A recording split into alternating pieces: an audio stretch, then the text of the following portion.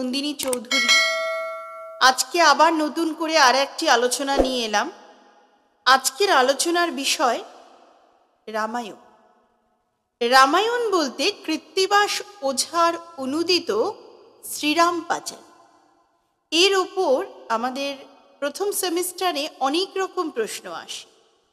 তো আমরা এমন একটা আলোচনাকে এখানে সাজিয়ে এনেছি আমি, যে আলোচনাটা তোমরা যদি একটু মনোযোগ দিয়ে শোনো তাহলে কিন্তু একটা 10 নম্বরের উত্তর অনায়াসে তৈরি করতে পারবে।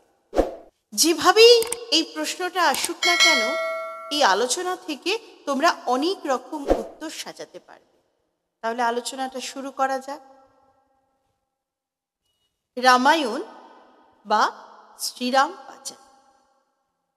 বাঙালির ধ্যান ধারণা ও জীবনাদর্শ তথা সূক্ষ্মাতি সূক্ষ্ম যে ছোট ছোট অনুভূতি, যে গ্রন্থটাকে ভীষণভাবে প্রভাবিত করেছিল সেটা হলো কৃত্তিবাস ওঝার শ্রীরাম পাঁচালী।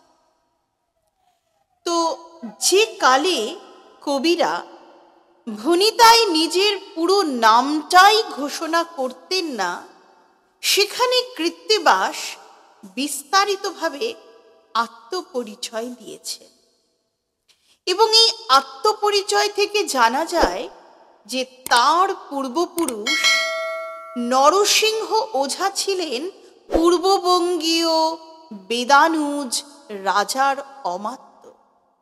পরবর্তীকালে পশ্চিমবঙ্গের যে ফুলিয়া গ্রাম, সেখানে চলে আসে কে?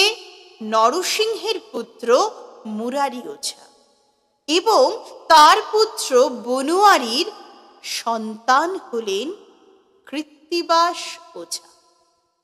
জন্মের দিনক্ষণ সম্পর্কে কবি নিজেই বলেছেন, দুটো শ্লোক বলছি, শ্লোকের দুটি লাইন। আদিত্যবার শ্রী পঞ্চমী পূর্ণ মাঘ মাস, তথিমধ্যে জন্ম লইলাম কৃত্তিবাস। অর্থাৎ মাঘ মাসের শেষ দিনে শ্রী পঞ্চমী তিথিতে রবিবার তার জন্ম। যোগেশচন্দ্র বিদ্যানিধি মহাশয়ের মতে 1386 থেকে 1398 খ্রিস্টাব্দের মধ্যেই কবির জন্ম। তাহলে এটুকু কিন্তু আমরা পেলাম যে কৃত্তিবাসের জন্ম বৃত্তান্ত বা জন্ম পরিচয়। এরপরে আমরা বলছি যে শ্রীরাম পাঁচালী কি পুরোপুরি অনুবাদ, না সেখানে কিছুটা মৌলিকতা কৃত্তিবাস দেখিয়েছে। তো এবার আলোচনাটা দেখো, এভাবে নিয়ে যাব। শ্রীরাম পাঁচালীকে অনুবাদ না বলে কৃত্তিবাসের মৌলিক রচনা এটা বলা যেতেই পারে। কেন? কারণ তিনি বাল্মীকির রামায়ণ থেকে খুবই সতর্কভাবে বা খুবই বলতে পারি বিশ্বস্ততার সঙ্গে বাল্মীকির রামায়ণকে অনুসরণ করেছে। কিন্তু কবি অন্যান্য সূত্র থেকেও তার কাহিনীর উপদেশ সংগ্রহ করেছে। তিনি নিজেই বলছেন, নাহিকো এসব কথা বাল্মীকি রচনে, বিস্তারিত লিখিত অদ্ভুত রামায়ণে। অথবা এটাও আবার বলছেন শ্লোকে, এসব গাহিল গীত জৈমিনী ভারতে, সম্প্রতি যে গাই তাহা বাল্মীকি মতে। আমি আশা করব যে তোমরা আমার আলোচনা থেকে এই শ্লোকটা শুনবে এবং তোমাদের উত্তরে অবশ্যই এই শ্লোকগুলোকে ব্যবহার করবে। তবেই আমার এই জার্নি বা আমার এই পরিশ্রম সার্থকতা পাবে।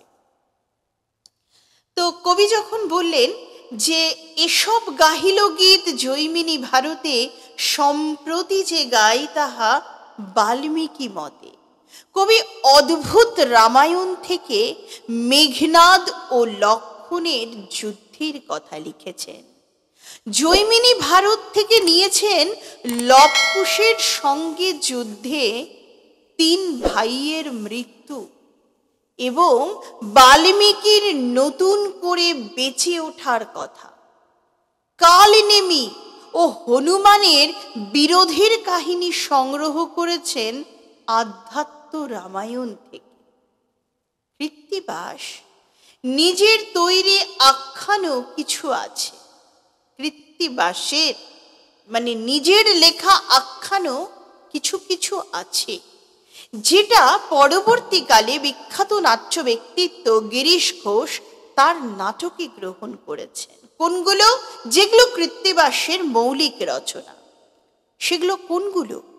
বীরবাহুর যুদ্ধ, তরুণী সেনের কাহিনী, রামের অকাল বোধন, এগুলো উল্লেখযোগ্য। তো এতখানি পর্যন্ত লেখার পর আমরা উত্তরটার যদি একটু বিষয় নিয়ে একটা সামগ্রিক আলোচনা করি, তাহলে বলবো কেন সমস্ত স্তরের বাঙালি এই কৃত্তিবাসের শ্রীরাম পাঁচালীকে গ্রহণ করেছিলেন। অর্থাৎ কৃত্তিবাসের শ্রীরাম পাঁচালীর মধ্যে এতখানি বাঙালিয়ানা কেন? তাহলে কি বলবো? সমস্ত শ্রেণীর বাঙালি যে এই গ্রন্থকে এত আন্তরিকভাবে গ্রহণ করে নিয়েছেন, তার প্রধান কারণই হলো এর বাঙালিয়ানা। বাঙালির জীবন পরিবেশের সঙ্গে সঙ্গতিপূর্ণ রচনার জন্যই শ্রীরাম পাঁচালী মহাকাব্য হতে পারেনি, কিন্তু তা অবশ্যই লোকজীবনের কাব্য হয়ে উঠেছে। লোকজীবন মানে আমার জীবন, তোমার জীবন, তোমাদের জীবন, প্রত্যেকের যেন জীবনের কথাগুলোই এই শ্রীরাম পাঁচালীর মধ্যে উঠে এসেছে। তাই জন্যই এটা একটা লোকজীবনের কাব্য হয়ে উঠেছে।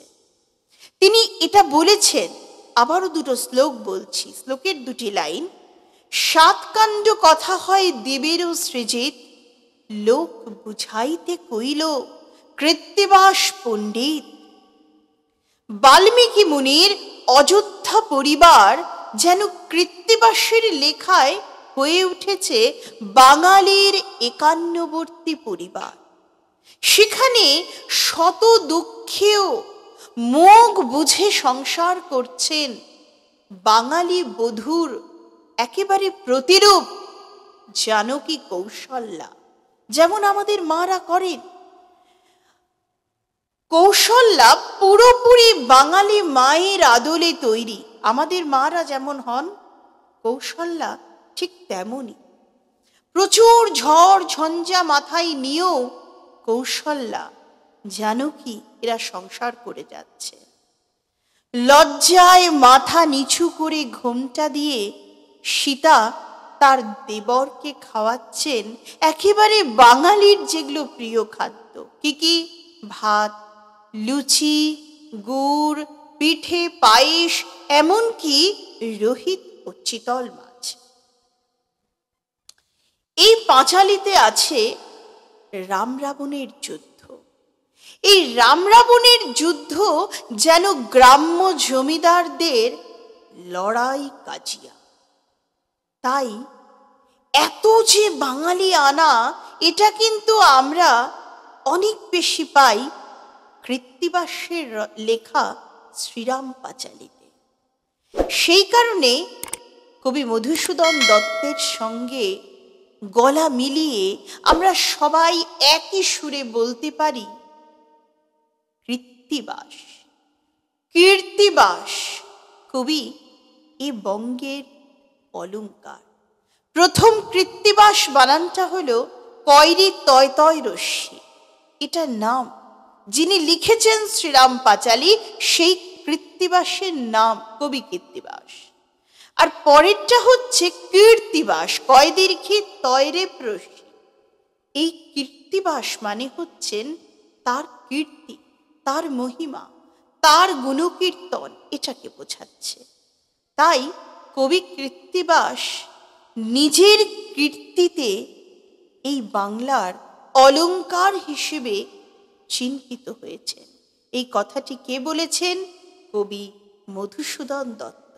তাই আমরা এভাবে আলোচনাটাকে শেষ করতে পারি যে মধুসূদন দত্তের সঙ্গে আমরা সবাই কণ্ঠ মিলিয়ে একই সুরে বলে উঠতে পারি, কৃত্তিবাস কীর্তিবাস কবি এ বঙ্গের অলঙ্কার।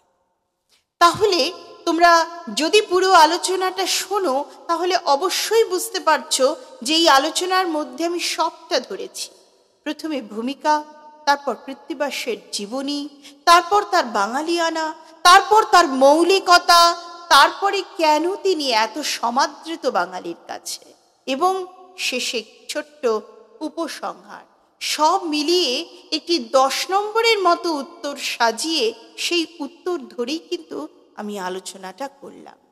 আশা রাখি তোমাদের কাজে লাগবে, এবং আমার আলোচনা যদি তোমরা আরও শুনতে চাও, প্রশ্নের উত্তর যদি জানতে চাও, তাহলে আমার চ্যানেলটিকে সাবস্ক্রাইব করো।